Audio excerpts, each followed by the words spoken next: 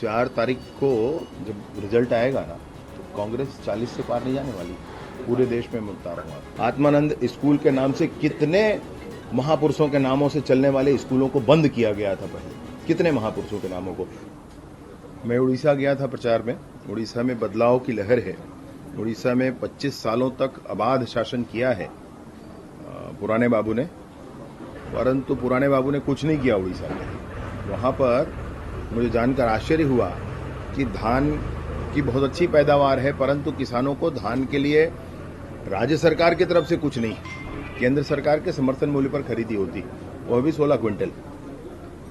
गरीबों को अगर चावल दिया जाना है तो 5 किलो जो केंद्र का आता है वही दिया जाता है, राज्य सरकार का कोई योगदान उसमें नहीं।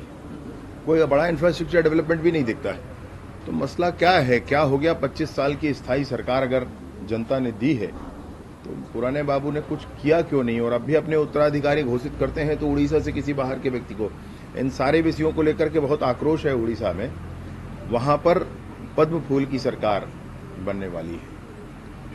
आत्मसमर्पित नक्सलियों को लेकर भी काफी कुछ किया जा रहा है। घर का जहाँ भी हो, चाहे गांव या शहर में, उसकी भी तैयार है सरकार, कुछ उसमें भी चर्चा हो रही है। नहीं, इसमें मैं आपसे कहना यह चाहता हूं कि जो एनकाउंटर हो रहे हैं वो सरकार के पूरे अभियान का 20% भी नहीं है।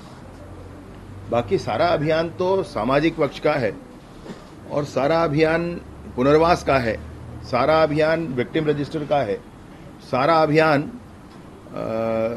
आत्मसमर्पित नक्सली हैं उन विषयों का है। ऐसे उन विषयों पर बड़े काम हैं, आपको वो धीरे से दिखेंगे। ये एनकाउंटर वाला विषय आपको पहले दिख जाता है, परंतु एनकाउंटर वगैरह करना ये सरकार का भाव कभी नहीं है। सरकार हर हाल में बातचीत चर्चा करके ही विषय का अंत करना चाहती है। इस काली छाया को बस्तर से हटाना चाहती है। तुम्हारी जो 11 नेता गए थे हरियाणा, उनको नोटिस थमा दिया और 2 दिनों के अंदर पुनर्वास नीति में भी कुछ नहीं होगा भैया। सब में पुनर्वास नीति बहुत अच्छे बनने वाली है। मैं कल जगदलपुर जा ही रहा हूं, कुछ लोगों से मुलाकात है, कुछ स्थानीय पत्रकारों से मुलाकात है, जो जाकर के नक्सली लोगों से जिनकी मुलाकात भी होती है उनसे भी बात होती है। तो उनसे भी एक बार बात करके क्या हो सकता है, और सारे लोगों से मिलकर के एक अच्छी पुनर्वास नीति भी ला रहे हैं। विक्टिम रजिस्टर भी बना रहे हैं, उसके बाद उसके लिए भी बड़ा काम हो रहा है। मतलब ये पक्ष बहुत बड़ा है जिसका परिणाम आपको थोड़े दिन में दिखेगा, तो आपकी रुचि बढ़ेगी उस दिशा में। ये कुमारी सैलजा जो पूर्व कांग्रेसी जो बीजेपी में शामिल हुए थे, हरियाणा गए थे, उनको नोटिस थमा दी और 2 दिन के अंदर जवाब मांगा है कि गंभीर आरोप जो कुमारी सैलजा पर जो पूर्व कांग्रेसी थे उन्होंने लगाया इस पर। 11 नेता भाजपा में शामिल है।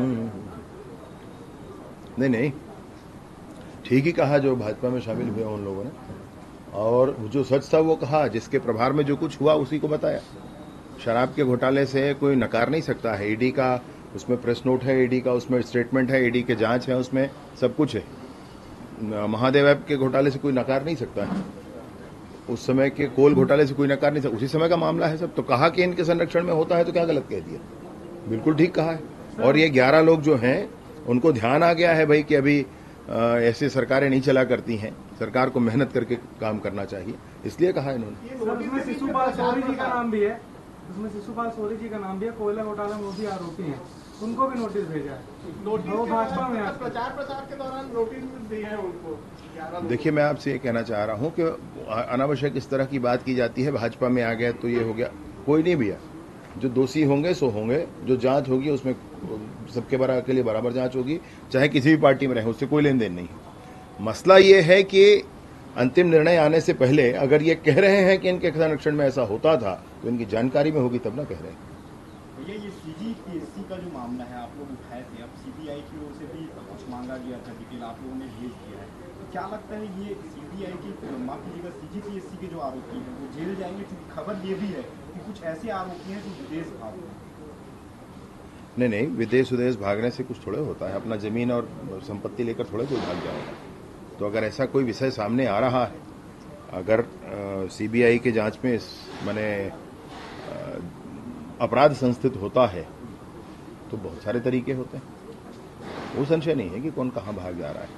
ये 4 जून के बाद कैबिनेट रिशफल को लेकर कांग्रेस तो सवाल पूछ रही है, आप क्या भविष्य देख पा रहे हैं कि 4 जून के बाद कांग्रेस का क्या होने वाला है, खासतौर पर दीपक बैज पर? भैया, ये 4 तारीख को जब रिजल्ट आएगा ना, तो कांग्रेस 40 से पार नहीं जाने वाली, पूरे देश में मैं बता रहा हूं आपको। इन्होंने चुनाव लड़ा ही नहीं। 100 साल पुरानी पार्टी ने आज तक के इतिहास के सबसे कम सीटों पर चुनाव लड़ा है, सरकार बनाने के लिए चुनाव नहीं लड़े। अब ऐसी स्थिति में वो इस तरह की बात करें तो ये गलत है। अभी ये देखना चाहिए, अगर उनको अपनी पार्टी आगे बढ़ाना है तो परिवारवाद से कैसे मुक्ति हो सकती है, भ्रष्टाचार से कैसे मुक्ति हो सकती है, संघर्ष का रास्ता कैसे अपनाया जा सकता है, कैसे आदिवासियों के लिए, कैसे आमजन के लिए काम किया जा सकता है, इस पर चिंता करना चाहिए। छत्तीसगढ़ में भी क्या कुछ बदलाव देखने मिलेगा? नहीं, छत्तीसगढ़ तो अपनी पूरी ताकत से, पूरी गति से काम करने वाली सरकार है। प्रतिमान बनाया है इस सरकार ने पूरे देश में। विष्णुदेव जी की सरकार पूरी तेजी के साथ काम कर रही है। सर, भूपेश बघेल जी ने बीते दिनों बयान दिया है कि नक्सलियों का खात्मा होना चाहिए, लेकिन निर्दोष ग्रामीणों की हत्या नहीं होनी चाहिए।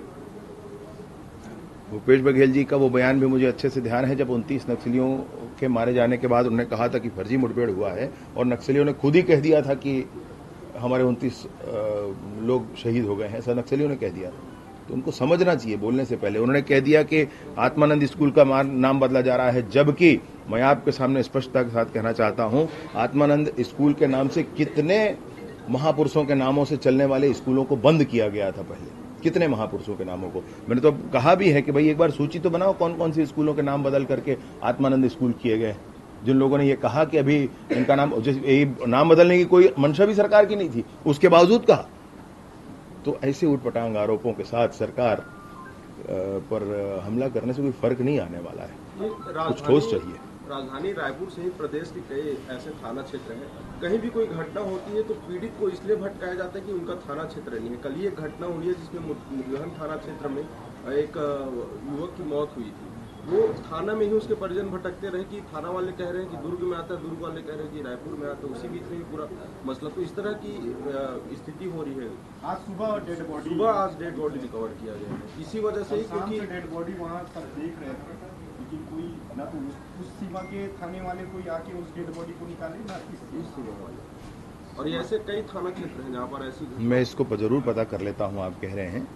दूसरा ये जरूर है कि अन्य प्रावधान भी है, जीरो में कायमी करके प्रकरण भेजने वाले प्रावधान हैं, लोगों को भी ध्यान में आना चाहिए और पालन भी होना चाहिए। भाई जैसे आप बता रहे हैं, मैं पता करता हूँ इस विषय पर। जिस तरीके से वोटिंग प्रतिशत रहा है छत्तीसगढ़ में, तो अब तो नतीजे आने वाले हैं, क्या आकलन अभी भी है?